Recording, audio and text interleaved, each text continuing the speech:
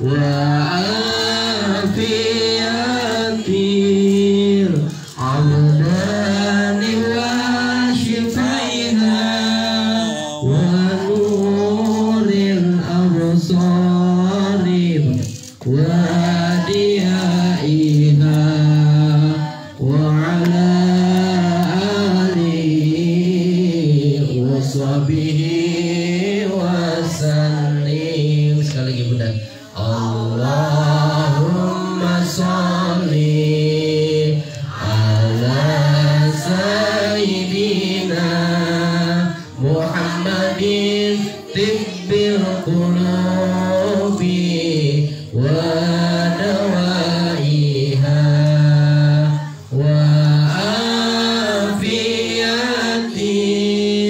abdani wa shifaiha wa nuril absari wa diyaiha wa ala alihi wa sahbihi wa sallim. Yang saya hormati Ibu Ketua Pengajian Majelis Ar-Rahman, yang saya hormati Sohibul Hazat, keluarga besar Bapak Selamat Haryandi, dan yang saya muliakan ibu-ibu pengajian Majelis Ar-Rahman, Ibu Haja, Ibu Ustazah, dan para jamaah yang lainnya. Yang besar tidak kami sebutkan gelar, yang kecil tidak kita sampai sebutkan namanya satu persatu. Namun demikian tidak mengurangi rasa hormat dan takzim kami kepada Bunda semua alladzi lam yuzkar ismuhu ta'ziman wa takriman lahum bil ilmi. Pertama dan utama, marilah senantiasa kita bersyukur kepada Allah Subhanahu wa taala atas segala nikmat, limpahan rahmat yang telah berikan kepada kita semua, sehingga kita pada hari ini mampu melaksanakan aktivitas sebagaimana mestinya. Itu semua karena Allah yang menggerakkan langkah kaki kita. Maka daripada itu sudah selayak dan sepatutnya kita bersyukur. Alhamdulillah. Salawat dan salam semoga limpah curahkan kepada junjungan alam suri teladan kita Kanjeng Nabi Muhammad sallallahu alaihi wasallam. Mudah-mudahan dengan asbabul wasilah kita selalu berselawat menjalankan sunnah-sunnahnya. Insya Allah kelak nanti kita di yaumil akhir akan mendapatkan syafaatnya. Amin amin ya rabbal alamin. Ibu-ibu dimuliakan Allah Subhanahu wa taala, tak kerasa kita sudah berganti bulan, kita telah memasuki bulan Syawal. Maka daripada itu, aktivitas keimanan kita seharusnya semakin hari berganti, minggu berganti, bulan berganti, tahun berganti, semakin kuat. Maka daripada itu, apa yang menguatkan keimanan kita, dan kita harus tahu poin-poinnya apa yang harus kita lakukan. Kalau kita berjalan seperti apa adanya, maka kita mendapatkan iman apa adanya, Bu. Karena iman manusia ini kadang naik, kadang turun. Terkadang nyungsep, bukan turun lagi, sampai di bawah, sampai kita seolah-olah merasa ujian kita paling berat timbang orang lain. Seolah-olah Allah tidak sayang kepada kita. Seolah-olah kita sudah beribadah kok malah diuji yang sungguh sangat luar biasa. Maka daripada itu kata Nabi Muhammad SAW, al-imanu ma'rifah. Iman itu ma'rifah. Apa ma'rifah? Orang yang ma'rifah itu bukan berarti tak ibadah lagi karena sudah usul kepada Allah. Orang yang ma'rifah itu bukan berarti dia yang paling sempurna.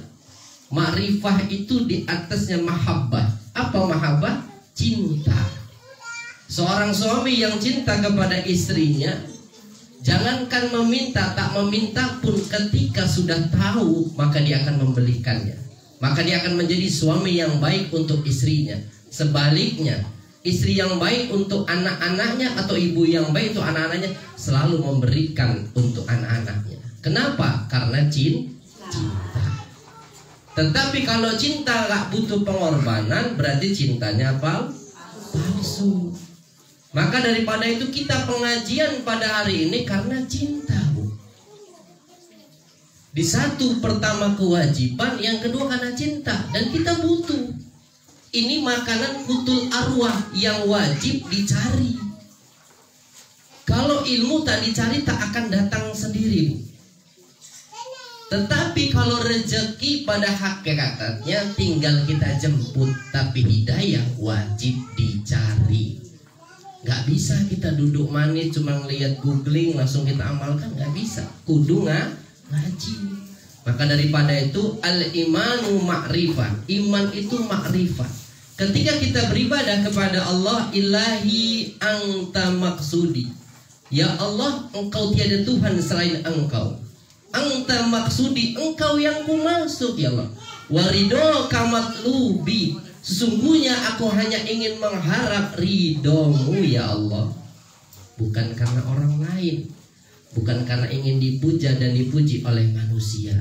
Maka daripada itu, ketika kita niatkan kemanapun silaturahmi, apapun kegiatan yang positif, ilahi anta maksudi warido kamatlubi, artini mahabbataka wa ma'rifataka. Cinta dulu baru ma'rifat. Maka kalau ada seorang suami yang cinta kepada istrinya, nggak tahu tanggal lahirnya, terkadang ibu ya, nggak tahu kapan, kadang-kadang cintanya patut diragukan. Tetapi Bu, itu kan prediksi kita dalam konteks dunianya. Memang laki-laki otaknya lebih kecil, kalau perempuan otaknya lebih besar Bu. Ditanya anaknya berapapun, dari tanggal lahirnya, jamnya, harinya, biasanya banyak yang hafal ya Mah ya. Gak tahu kalau sudah usia, wallahu alam bisa. Tapi kalau laki-laki baru punya anak 2 ditanya kadang lupa. Ini mau ngomongin saya Bu, gak semua laki-laki, tapi begitu terkadang laki-laki banyak lupanya. Makanya Allah sempurnakan di dalam diri wanita, otak wanita tuh lebih besar ketimbang otak laki-laki. Daripada itu suruh ngurus anak 10 pun mampu wanita Bu. Tapi kalau laki-laki susah. Maka daripada itu saling melengkapi satu sama lain. Ketika kita sudah cinta, pengorbanan baru makrifah. Siapa sih yang akan kita sembah ini? Allah. Bagaimana Allah itu?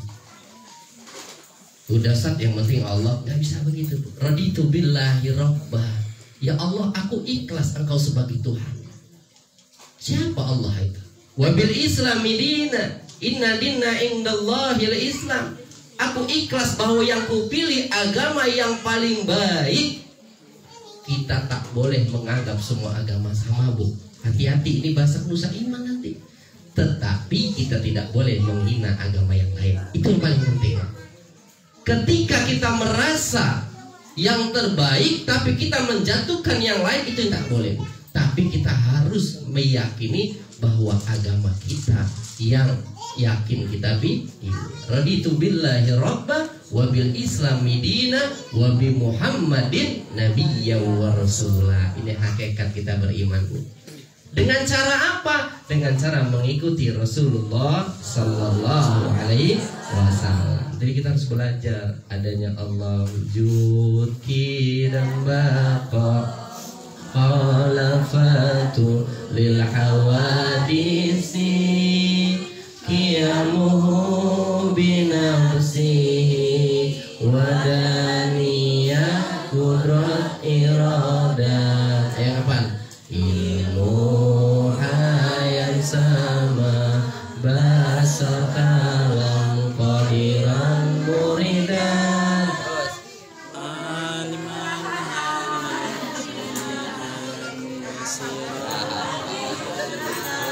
Kalimat 20 sifat wajib bagi Allah, 20 sifat mustahil bagi Allah, 1 sifat jaiz bagi Allah.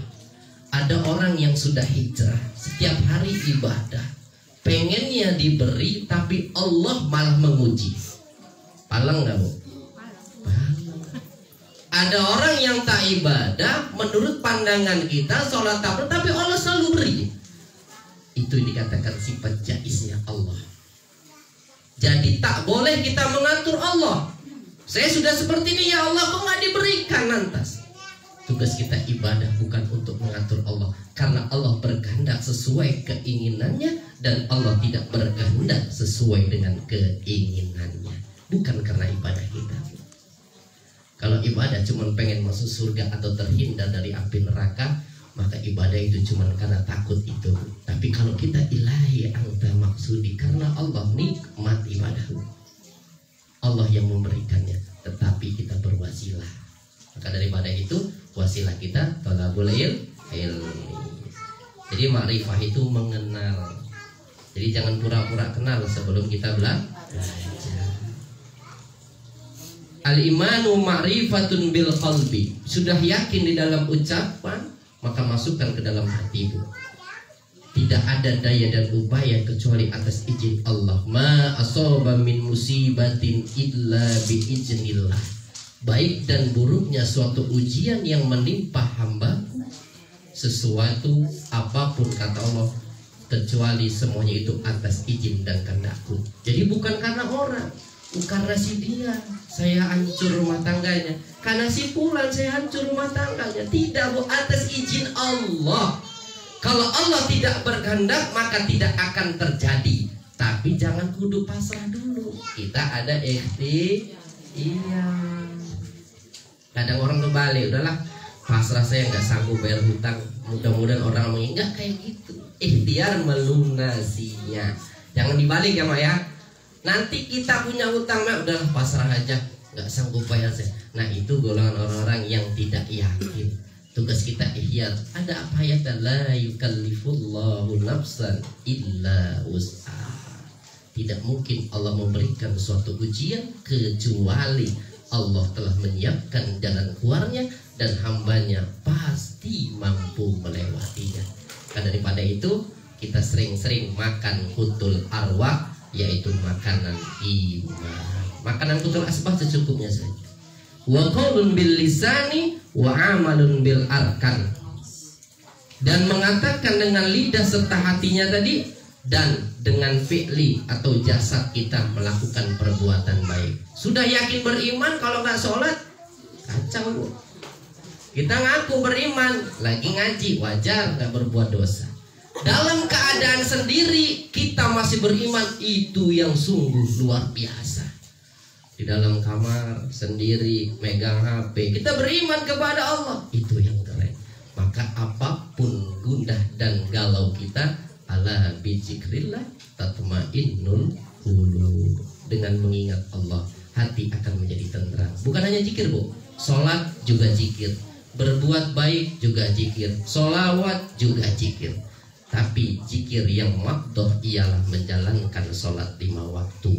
Jangan pernah tertinggal 1 waktu pun, kecuali dalam keadaan yang memang tidak diperbolehkan kita sholat. Karena ibu-ibu pasti ada keadaan yang tak boleh melaksanakan ibadah. Lanjut ya, Bu ya, sedikit ya, Bu ya, nanti baru tanya jawab, Bu ya. Al-imanu uryanun. Sesungguhnya iman itu telanjang, Bu. Iman itu telanjang, belum ada pakaian.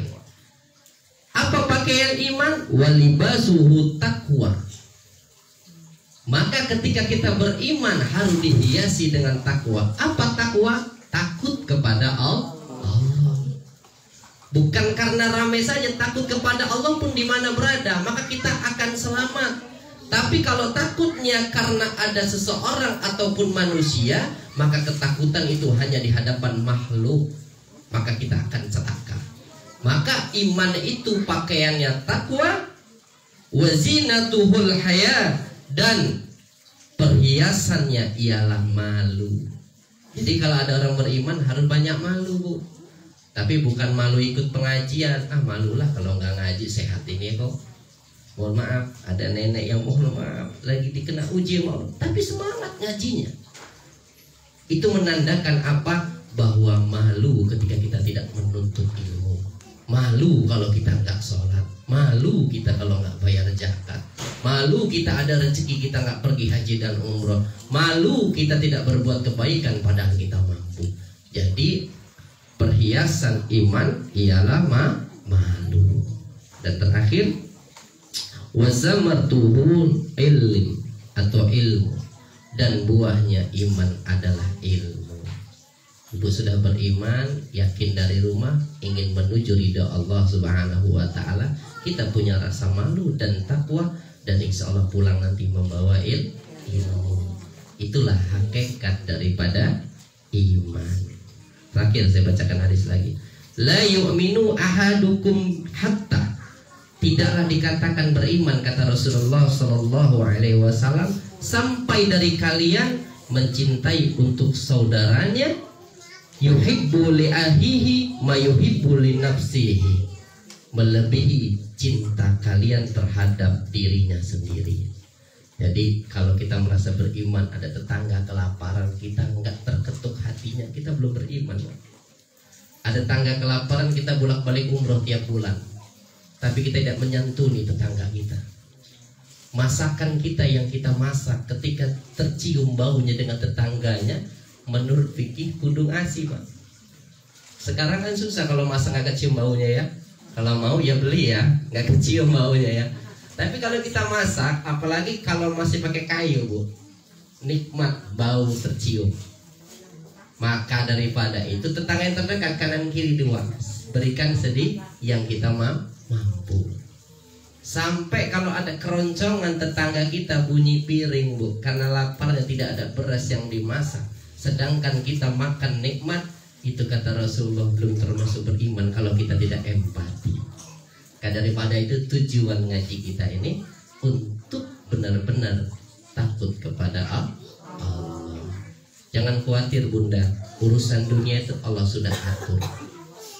Jangan pernah takut kita mati dalam kelaparan, tapi takutlah mati selain dalam keadaan Islam. Kenapa Allah berfirman, ya ayyuhalladzina amanu taqullaha haqqa tuqatih wa la tamutunna illa wa antum muslimun. Ya ayyuhalladzina amanu taqul. Kok dipanggil orang beriman dulu, Bu?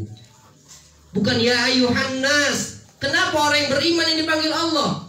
Dia ngerasa sudah beriman, pede dengan imannya, tetapi Allah melihat di akhir hayatnya mati nggak dalam keadaan iman. Kalau kita lagi geretes benci dengan orang, mati, Bu. Na'udzubillah, summa na'udzubillah bidalik. Maka amalan yang sungguh sangat luar biasa. Ketika kita ingin tidur, maafkan seluruh kesalahan orang lain yang berbuat zolim kepada kita, atau kita pernah menjolimi orang lain. Karena tak tahu umur kapan diambil. Contoh, kita lagi gedek dengan suami, misal jatahnya kurang, biasa ngasih sekian. Oh, cewek nggak maafin pas mau tidur. Nggak tahu umur. Atau sebaliknya, suami benci dengan istri, benci dengan tetangga, benci dengan kerabat, benci dengan siapapun. Ketika akan tidur, disunahkan untuk sholat sunat taubat 2 rakaat, memaafkan kesalahan orang-orang lain yang pernah menjolimi kita. Kita tidak ada hak untuk menjustis orang lain. Biarlah Allah sebagai pengadilan yang tertinggi. Apa yang terbaik, doakan kebaikan untuk mereka, maka Allah akan memberikan pahala yang berlipat ganda. Itu tujuan kita, thalabul ilmi.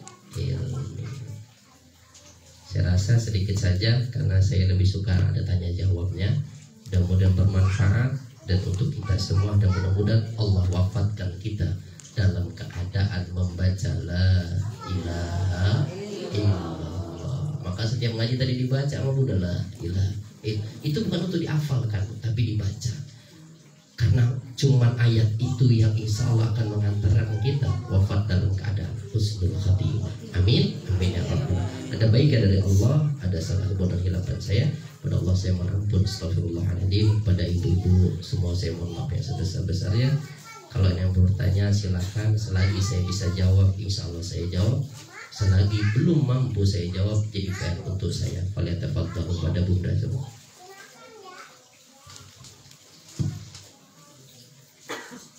Saya minum ibu. Serius dia nyari dia.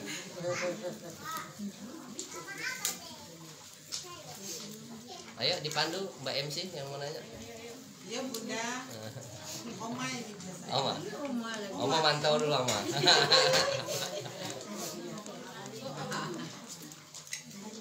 Ayo tanya.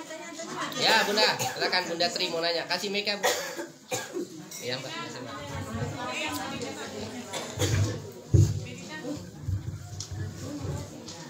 Nanya diputar ya. Assalamualaikum warahmatullahi wabarakatuh. Nanya Pak Ya Ustadz. silakan Bunda. Pak nanya nih, ini masalah tadi saling apa?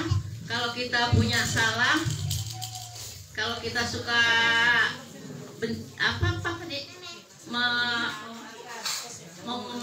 meminta maaf, tapi kita dengan salat taubat itu Pak ya. Itu kalau nggak ijab kabul dengan yang bersangkutan kayak mana itu Pak dengan salat taubatnya itu? Baik, terima kasih pertanyaan. Apa cukup dengan salat taubat aja gitu Pak? Ya. Satu aja pertanyaan Bu ya. Baik, mau didengarkan, yang bagi kue monggo bagi kue, yang ngaji monggo dengarkan. Jadi jangan gara bagi kue nanti salah tangkap nanti ibu-ibunya, nanti salah menyampaikan. Ada hubungan hablum minallah secara vertikal Bu, ada hubungan hablum minannas secara horizontal. Allah mengampuni dosa terhadap Allah bila mana kita taubat nasuha. Allah tidak akan mengampuni dosa terhadap sesama manusia sebelum ada ijab qabul terhadap sesama manusia. Kalau kepada Allah namanya taubat, kepada manusia namanya islah. Contoh, si Zaid dosa dengan si Umar, habis memfitnahnya. Dia taubat 1 tahun yang akan datang. Dikarenakan tahu dosanya memfitnah, tahu dosanya ghibah, tahu dosanya namimah, tahu dosanya berbuat zalim. Akhirnya taubat. Karena si Umar takut meminta maaf kepada si Zaid karena sudah memfitnah, dia taubat kepada Allah. Apakah diampuni? Selagi bisa yakin berjumpa dengan Umar sudah ikhtiar meminta maaf, walaupun si Umar tidak memaafkan kesalahan Zaid, Allah mengampuni dosa si Umar. Paham Bunda? Tetapi kalau Umar nggak mau minta maaf kepada si Zaid sampai mati, Allah tidak akan mengampuni dosa hablum minannas. Makanya nih Bu, ini mau perang politik, hati-hati. Takut calonnya nanti kita merasa paling benar, kita jelekin A, B, dan C, bahkan sampai memfitnahnya. Kita nggak bisa nanti ketemu di orang Bu. Susah nyarinya, susah minta maafnya. Maka kalau ibu beda pilihan, itu ialah rahmat. Kita lebihkan saja pemimpin yang kita akan jagokan. Kita kasih track record yang terbaik. Apa maksud dia? Kita share kebaikan. Jangan sampai memfitnah pemimpin calon yang lain. Kita tunjukkan kelebihan pemimpin kita saja Bu. Jangan sampai kita mengorek-orek kesalahan yang lain. Takut Bunda. Memang sih ta'muru bil ma'ruf wa tanhauna 'anil munkar. Kemungkaran itu kan harus dicegah. Tetapi kalau kita sudah yakin datanya valid, maka itu harus disebar Bu. Takut-takut kita bacanya belum selesai, langsung di-share. Ini yang keliru. Maka ketika ada poinnya baca dulu, yakinkan dulu benar nggak kalau saya share ini kira-kira jadi mudarat apa manfaatnya. Maka jadi Bunda Tri, ketika kita sudah maksimal meminta maaf, maka dosa itu akan diampuni sama Allah. Urusan si Zaid tadi memaafkan Umar ataupun tidak bukan urusan si Umar, urusan dia dengan Allah. Tapi kita sudah ikhtiar. Andaikan Bu, kalau kita ke rumahnya yakin belum mampu, lewat WA bisa Bu, minta maaf. Karena kan ada orang pengen ketemu, takutnya malah sampai malah jadi berantem. Kan bener kan dia minta maaf, dia yang salah, bener kan? Padahal begini-begini. Karena kita ngerasa tadi saling rasa-rasa, nunggu. Iya kalau mautnya nunggu tobat tuh, jadi masalah mautnya nggak nunggu tobat kita. Sudah datang ya datang. Faida jaa ajaluhum la yastakhiruna sa'atau wa la yastaqdimun. Ajal tak menunggu tobatmu. Wallahu a'lam bishawab. Jadi ikhtiar dulu kepada sesama manusia, baru kita taubat kepada Allah. Andaikan dia berbuat zalim, jadi ibu maafkan sebelum tidur. Ya Allah, tadi si Zaid ngomongin saya nih, ya Allah saya sudah memaafkan kesalahan. Dia sudah diampuni sama Allah. Karena kita yang lagi dizalimi, kita sebelum tidur memaafkan. Insya Allah kita wafat dalam keadaan husnul khatimah. Berat, tapi itulah keadaan kita. Terima kasih Pak Ustadz. Ya. Ya Bu. Jangan kelihatan ikut ngaji juga loh. Ini kan tempat mandi. Oh mandi. Saya nggak tahu. Tempat mandi. Istrinya yang mana? Istrinya di? Istrinya kawan ada itu. Ikut pengajiannya ya? Iya. Oh, saya nggak tahu. Sama Pak Ustadz. Ya, silakan. Pak Ustadz, Kenapa? pertanyaan Ibu Tri tadi, bagaimana kalau misalnya kita yang menzolimi? Ya enggak, maksudnya kalau kita yang menjolimi nih, tapi terus kita sadar nih ya Ustadz, ya Allah, aku udah menjolimi dia gitu ya. Nah, kita berusaha untuk minta maaf ya dengan sholat taubat gitu. Tapi kalau misalnya yang dijolimi itu tidak memaafkan, gimana Ustadz? Syarat yang pertama, ibu WA dulu yang kita jolimi. Masalah dia, tapi dengan ikhlas ya Bu. Kalau nggak maafin ya udah putus silaturahmi, tidak gitu. Ibu WA, mohon maaf tadi mulut saya keceplosan ngomongin keburukan ibu, mohon dimaafkan. Ketika dia tidak mau memaafkan, ibu gelar sejadah, sholat taubat, minta maaf kepada Allah. Karena ibu sudah ikhtiar. Maka meminta maaf itu sebenarnya perbuatan yang sungguh sangat mulia, Bu. Tetapi kita juga jangan memaksa orang untuk langsung memaafkan. Karena membuat kertas itu menjadi putih kembali itu sulit. Kertas sudah kita lecak-lecak, mau dibuat seperti baru lagi nih sulit, Mak. Butuh proses yang lama. Hati yang sudah terlanjur disakiti memang sulit untuk sampai bersila lagi. Tetapi semua itu akan mungkin ketika kita ikhlas memaafkan ataupun ikhlas mau meminta maaf. Ada ikhtiar, Mbak. Kalau malu WA-nya aku bilang tadi mungkin pakai helm sambil WA. Kadang-kadang kita malu. Maka daripada itu sifat malu itu bagian daripada iman. Tapi malu dalam apa dulu? Malu berbuat maksiat. Minta maaf kan perbuatan ibadah. Tugas kita bukan mau dia memaafkan, tapi tugas kita hanya meminta maaf. Tapi dengan sungguh-sungguh. Kalau bisa diputihkan lagi nama baiknya, putihkan nama baiknya. Mohon maaf Bu, kemarin yang saya sampaikan ini keliru Bu. Sebenarnya si pulang nggak kayak gitu, lisan saya yang salah. Makanya ada konversi pers kalau meminta maaf Bu, klarifikasi. Jadi hukumnya nggak goyang ya. Kalau semua orang boleh minta maaf, hukumnya tidak berfungsi nantinya. Maka na'udzubillah summa na'udzubillahi min dzalik. Islam ini rahmatan lil alamin. Jadi maaf itu ialah bagian daripada cinta kita kepada Allah. Gimana Pak Ustadz, saya mau bertanya. Ya. Pasti nyambung. Kayaknya rugi nggak bertanya. Iya dong. Masalah mengenai cara minta maaf.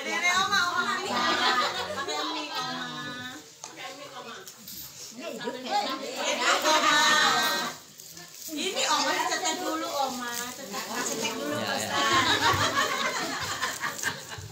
Nggak bisa tidur kalau nggak tanya. Ini ya Bu Ustadz yang mau saya tanyakan mengenai minta maaf. Tadi sudah 2 terjawab. Ini kayaknya satu pertanyaan saya mengenai minta maaf, cara seperti ini boleh apa tidak, karena saya lah. Ya, seandainya kan saya ini banyak teman, mungkin kesalahan saya itu bercanda, apakah ngerumpi gitu ya tanpa disengaja. Gibah salah dong. Jadi enggak secara terus terang yang kata Pak Ustadz tuh kita harus minta maaf atau melalui WA. Jadi saya setiap ketemu itu boleh atau tidak selalu jabatan tangan, halo apa kabar gitu, boleh tidak Pak Ustadz? Minta maaf. Ya kan kata saya kan terumpi dia. Halo apa kabar, sehatan? Alhamdulillah. Biarin selesai dulu, Mak. Biar Ya, selesai. Udah, apakah cukup. itu sudah dimaafkan atau tidak itu ya Pak Ustadz? Itu dikatakan kias ataupun kinayah. Jadi begini Bu, saya kiaskan dulu ya Bu ya. Ada orang menalak istrinya secara jelas, saya talak kamu. Itu jelas ada niat nalak. Tetapi ada orang yang secara kinayah atau bahasa kias, pulang kamu ke rumah orang tuamu. Kalau di dalam dirinya ada niat menceraikan, maka jatuhlah talak pertama. Dia tidak boleh bercampur kepada istrinya selama 3 kali bersih haid. Paham? Masuk ke pertanyaan Bunda. Kita ngerasa bagus Bu, kalau ngerasa banyak dosa itu sesuatu yang mulia. Tapi ngerasa yang paling suci ini yang jadi ajab. Saya kayak tadi nggak sengaja nyeplos nih, ketemu salaman. Mohon maaf, ngomong tapi Bu, bukan standar lagi ngomong kan. Mohon maaf ya Oma, kalau tadi ada kata-kata, jadi harus ngomong walaupun sambil bercanda. Saya juga akhirnya ketika sudah mengucapkan, dia pun akan menerima dan balik minta maaf. Makanya banyak tingkat rumah tangga yang hancur karena saling egonya tinggi semua. Suami nunggu istri, istri nunggu suami, akhirnya saling tunggu-tungguan. Akhirnya itulah setan mulai masuk. Tuh kan. Kalau satu mau mengucapkan, Bunda tadi saya mohon maaf emosi karena saya capek, akhirnya ibu pun minta maaf kepada suami, ayah mohon maaf juga. Intinya ngerasa salah ini sulit, tapi itu yang dianjurkan oleh Rasulullah Sallallahu Alaihi Wasallam. Udah ngomong ya Bu ya? Ada kaca ya, mohon maaf ya. Mohon maaf Jeng, mohon maaf Bunda. Insya Allah udah meminta maaf. Tapi Kak ngomong setadi. Kan saya bilang tadi, kinayah pun ada ucapan, walaupun tidak serius bercanda itu sudah minta maaf. Biar nggak tahu tegang. Dan jangan berat Bu. Kita kan ibu-ibu mungkin ada grup pengajian nih. Sering-seringlah di grup itu minta maaf. Nanti ada yang respon ataupun tidak, ataupun ada yang ngintip doang di grup, dia sudah baca, insya Allah hati dia akan memaafkan. Kita tidak tahu. Saya pun maka selalu di akhir acara saya mohon maaf kepada Allah, mohon maaf kepada ibu-ibu. Takut-takut ucapan saya ini ada yang menyinggung. Maka daripada itu kalau sudah minta maaf, ibu nggak mau maafkan, urusan ibu dengan Allah. Selesai urusan saya, kan begitu Mak? Iya, wallahu a'lam bishawab.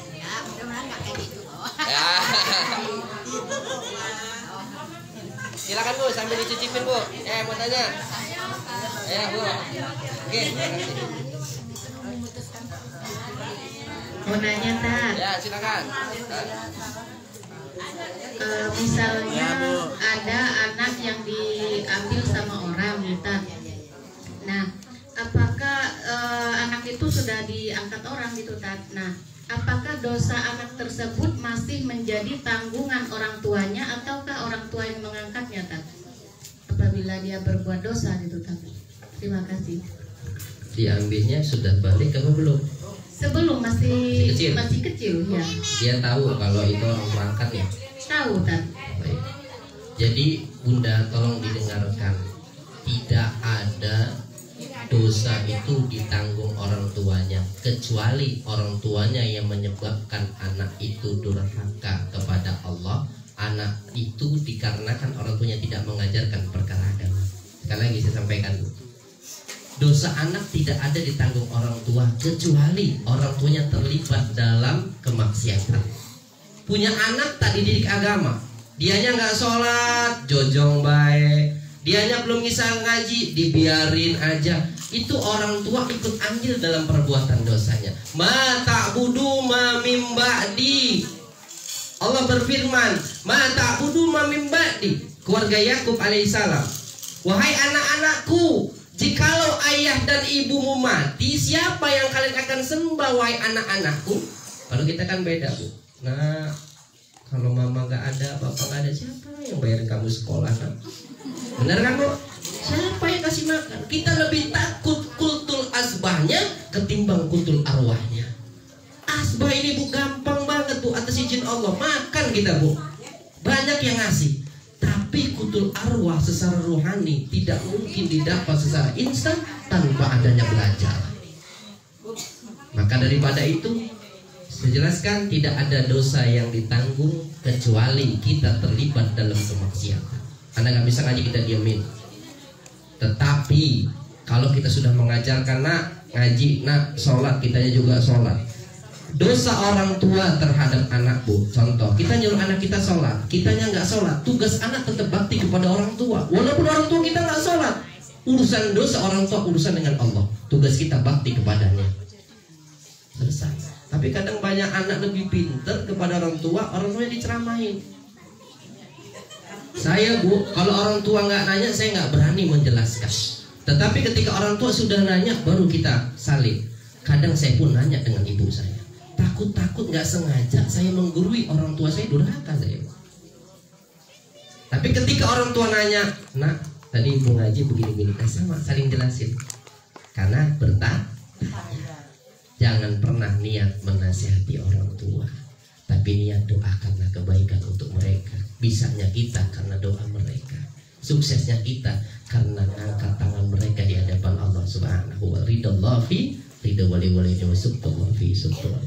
Jadi itu ya bunda ya, tidak ada dosa itu ditanggung kecuali kita adaan di dalam kemaksiatan. Kita sholat jojong, anak mabuk didiemin sampai mati, orang tua masuk surga, anak nuntut.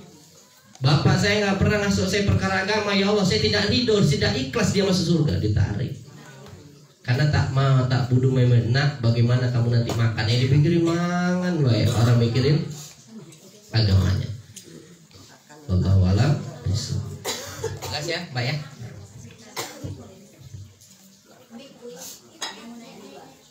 Nah, yang nanya luar, silakan, ibu-ibu.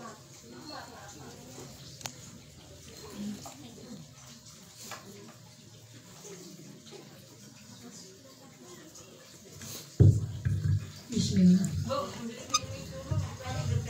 Silakan, Bu. Assalamualaikum Pak Ustadz. Waalaikumsalam warahmatullahi wabarakatuh. Mau bertanya yang tadi ya, Tat, apa? Kalau kita minta maaf di status atau di grup, tapi kita tidak menyebutkan saya pernah ngomongin kamu gini gitu, nggak menyebutkan itu, apakah akadnya sah? Kemudian pertanyaan yang kedua, dikatakan kita bersolawat kepada Nabi kan kita mendapatkan syafaatnya kelak ya Tat ya. Nah, apakah kita juga dapat bertemu dengan keluarganya Nabi gitu Tat? Kan di situ kan ada salawat untuk keluarganya juga. Demikian Ustaz. Wassalamualaikum warahmatullahi wabarakatuh. Waalaikumsalam warahmatullahi wabarakatuh. Saya jawab yang kedua dulu ya, Bu, tentang salawat ya.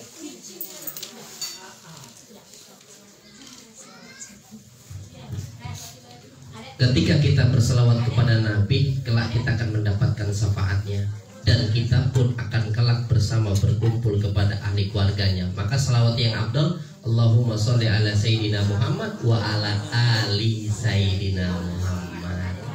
Dan kata Rasulullah Sallallahu Alaihi Wasallam, man sholla alayya wahidatan sallallahu alaihi asran. Barang siapa, Bu, berselawat kepada asran, Allah akan berselawat kepada kita 10 kali. Luar biasa nggak? Cuman selawat Allahumma sholli ala Sayyidina Muhammad wa ala sallim. Apalagi kita selawat tibil pun setiap pertemuan sampai 2 kali 3 kali. Maka Allah akan berselawat kepada kita 10 kali, itu 1 kali. Berarti sudah jelas. Selawatnya Allah memberikan 1 kebaikan. Berarti kalau 10 selawatnya Allah memberikan 10 kebaikan. 1 selawat 10 kebaikan. Tinggal dikumulatif saja sesuai dengan kemampuan ibu-ibu. Masuk pertanyaan yang pertama. Ketika kita mau minta maaf, Bu, atau menyindir orang, jangan lewat status. Itu yang akan jadi polemik luar biasa. Walaupun statusnya bukan sederhana, tetapi ketika kita membaca, biasa saja mau gitu. Benar nggak? Contoh, kita ngerasa punya utang dan ngerasa diutangin kita. Sulit ditagih, buat status, cari video yang ada tentang ceramah utang, pasang di status, dek dia ngeliat. Tambah, Pak, kalau ibu mau langsung jangan saja, jangan di grup. Kalau mau langsung ketujuh kepada orangnya, itu baru jelas akadnya.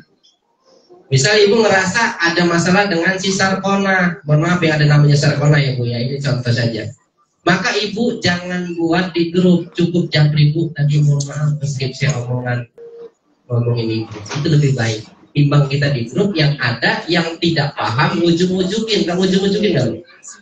Ngasih nambah emosi lagi tuh, sok-sok benar tuh. Akhirnya terus berantem terus, karena dia tahunya di grup. Ingat Bu, masalah apapun jangan pernah cerita di media sosial, karena yang akan memantau jutaan orang. Iya, kalau ketemu orang yang baik, ketemu orang yang nggak benar, banyak setan-setan berubah jadi manusia.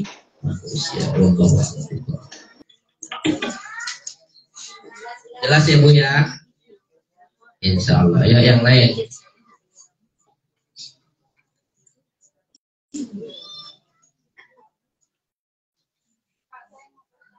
Ya, Mika, biar dengar semua Bu. Dioper Bu.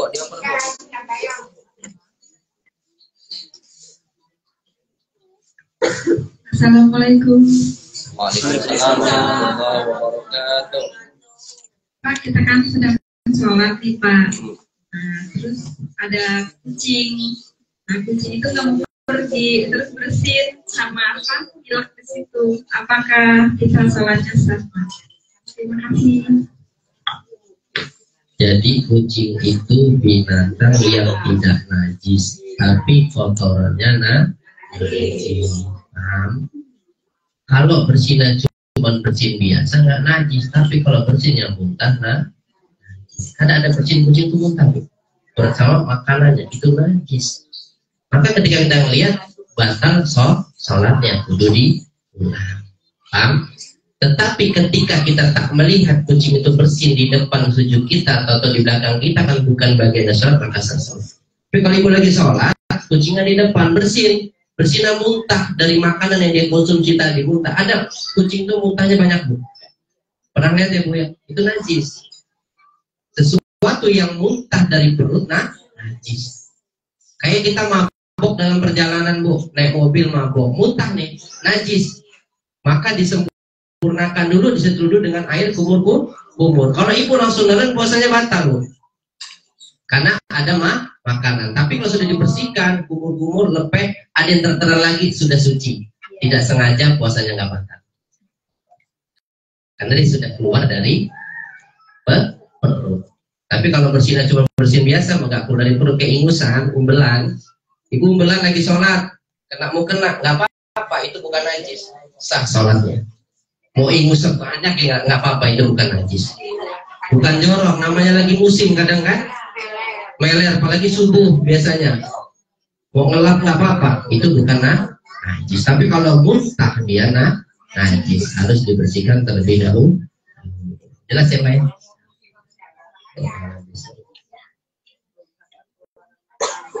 Tapi kalau dia cuma nempel badannya, kulitnya, walaupun dia dari mana-mana, dia nggak najis. Kecuali ibu udah ngelihat dia habis ngoreng-ngoreng, mohon maaf, kotoran tiba-tiba masuk, kita ngelihat loh. Tapi perjalanan kucing kan sudah bisa membersihkan dirinya sendiri. Nanti ibu yakin dulu. Kalau tadi muntahnya memang sedikit dan tidak keluar dari apa. Ya, ada yang nanya lagi di luar? Ya, silakan.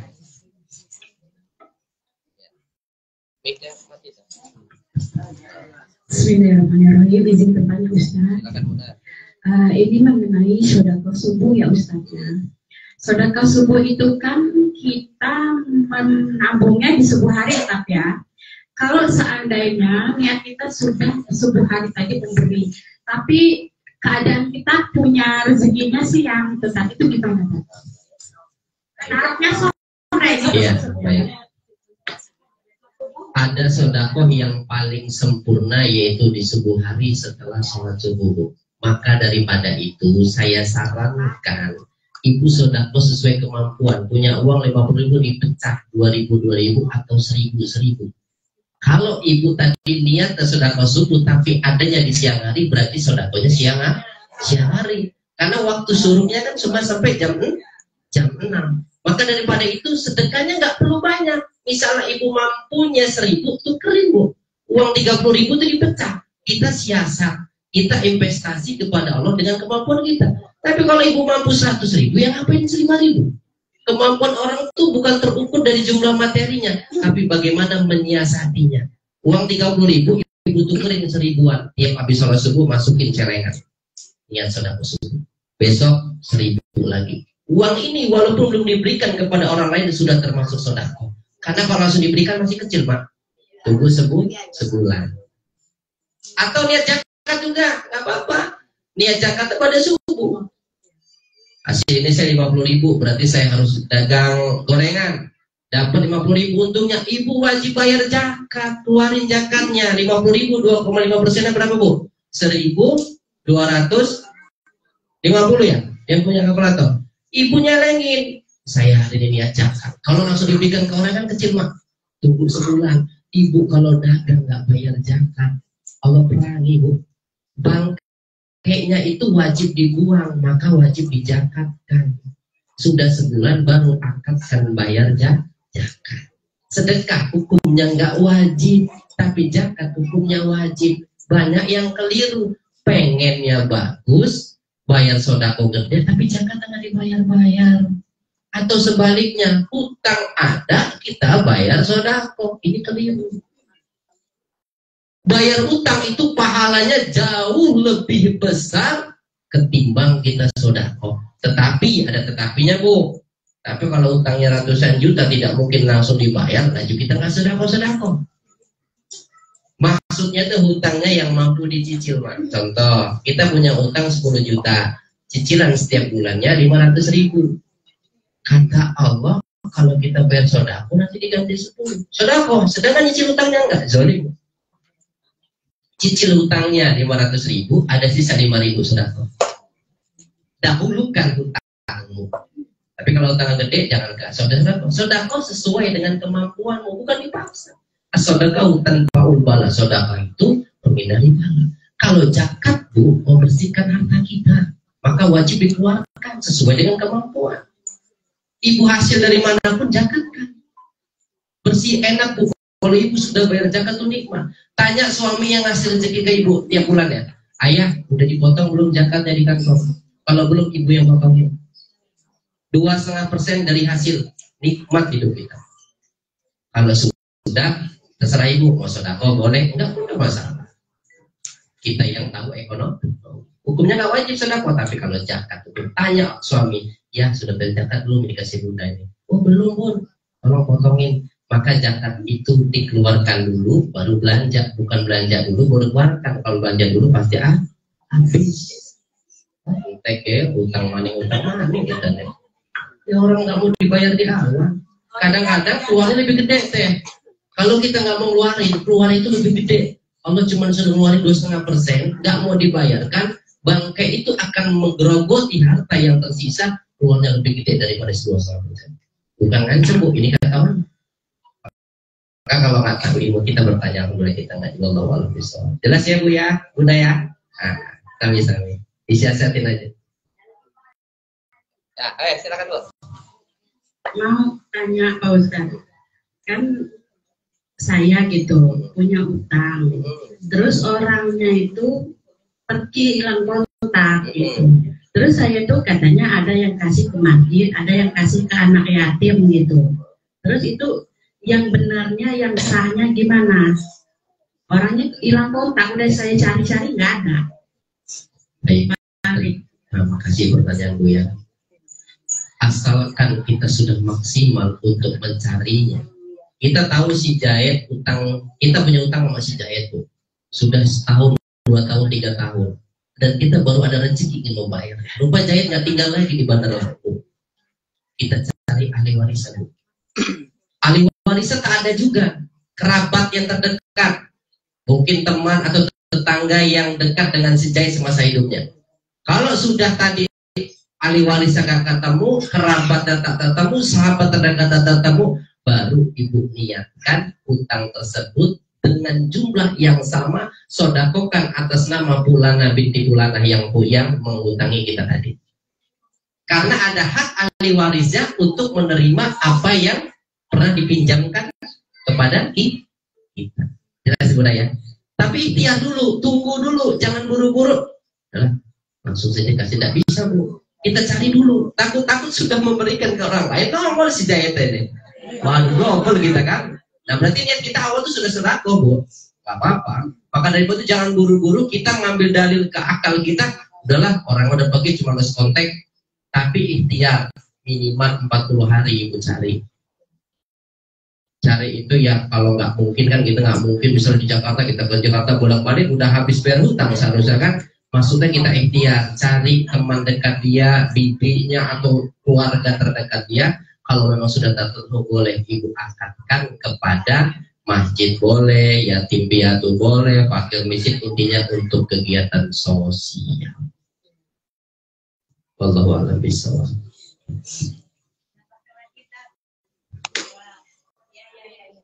Kan niatnya nih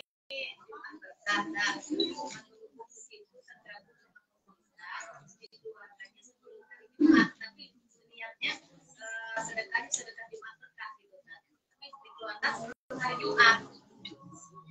dalam konteks sodakoh, Bu, kita harus cerdas. Kita ini kan memiliki sifat fatonahnya dari Rasulullah Shallallahu Alaihi Wasallam. Sedekah itu jangan saklek, apalagi dia konteksnya makanan. Tapi kalau ibu benar-benar mau ngambil Jumatnya, mau ada yang menganjurkan, mau ada yang mengajak di hari Kamis, ya sudah kesepakatan bersama hari Jumat. Kamis setelah pada asar, Bu, hari Jumat. Malam Jumat, hari Jumat.